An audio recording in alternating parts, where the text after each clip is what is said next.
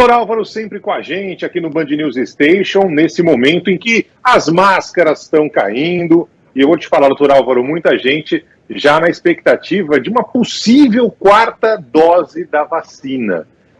Eu sei que tem aquela gente que fala assim, mas o laboratório quer ganhar dinheiro, né? Não precisa de quarta dose, as coisas já estão melhores, os números, né? Você pega ali os números, felizmente, de fato caíram.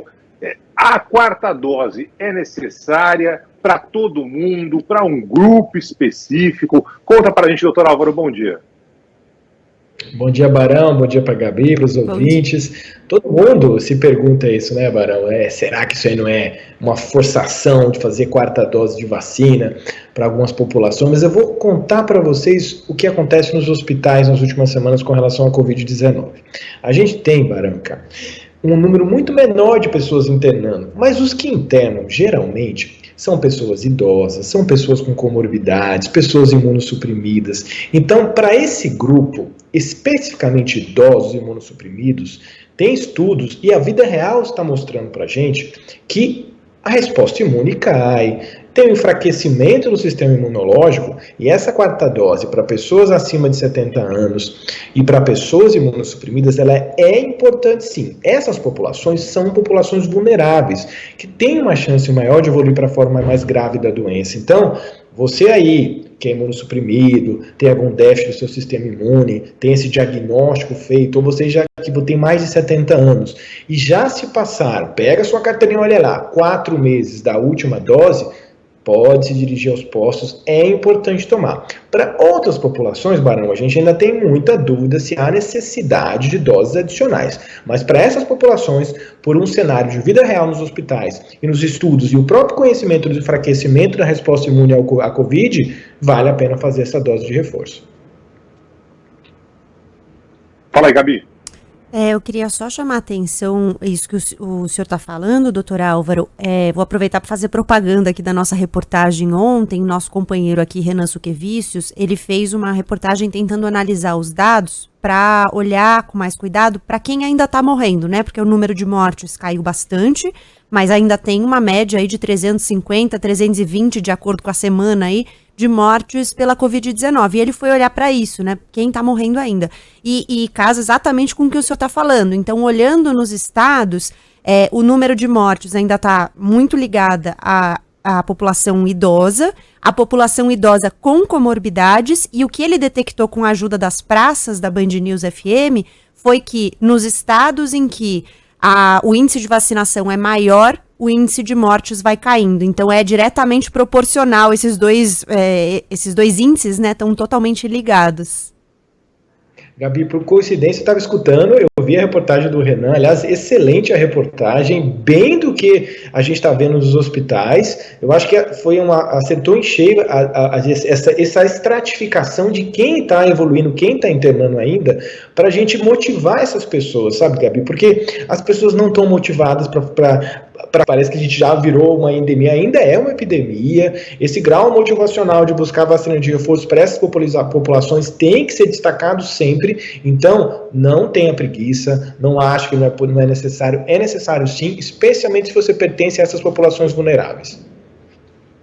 Doutor, a gente está falando mais cedo sobre uma pesquisa, um levantamento feito pela USP, a pedido do Globo, né, mostrando uma queda absurda da vacinação de crianças, não do coronavírus, mas de outras vacinas que normalmente a gente via que já estava com uma situação estabelecida, mais de 95% de vacinação da poliomielite, agora 50%, outras vacinas fundamentais. Quais são os riscos que a gente pode ver na prática, no futuro nem tão distante assim, para essas crianças ou para a população em geral, se esse número continuar sendo tão baixo na comparação com o que era, doutor? Olha, é muito, muito ruim isso, Barão, porque a gente tem várias doenças que são ditas imunopreveníveis, ou seja, que a vacina tem um nível de proteção muito alto, e quando você começa a ter esse escape dos pais não levando para vacinar, a cobertura vacinal caindo para doenças que são classicamente a gente não tinha mais ouvido falar, tá aí o exemplo de alguns anos atrás do sarampo, agora a poliomielite. Então, o risco que a gente tem é de voltar a reintroduzir circulação desses vírus numa intensidade maior, e essas doenças que que são endêmicas viverem momentos de epidemias, de aumento de número de casos. Então a gente fala diretamente para os pais.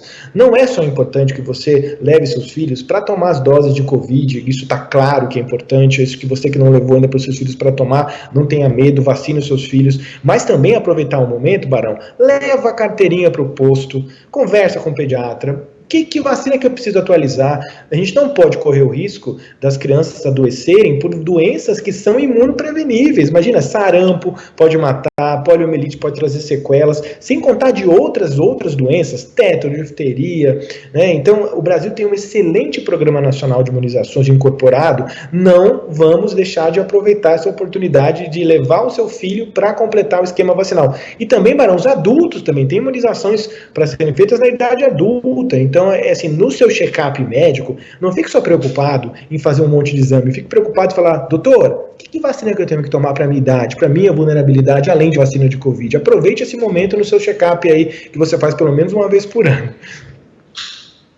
Tem mais pergunta aí, Gabi?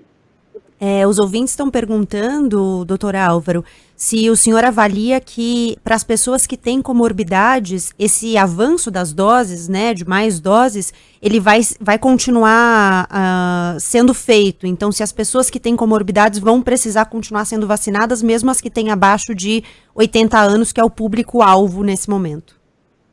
Olha, Gabi, a gente, por exemplo, vamos tentar para o público entender, vacina de gripe, vacina de influenza, a gente sabe que todo ano a gente tem que tomar vacina de influenza para as populações vulneráveis, né? Para a Covid, muito provavelmente, a gente vai ter que fazer um esquema anual para esses grupos vulneráveis. É muito cedo para a gente falar isso ainda, porque eu preciso fazer estudo, avaliar a resposta imune, mas muito provável que essa população, ela seja aquela designada para tomar as doses de reforço, que podem ser anuais daqui para frente. Mas eu preciso estudar e entender mecanismos imunológicos aí com o decorrer do tempo para indicar fortemente isso.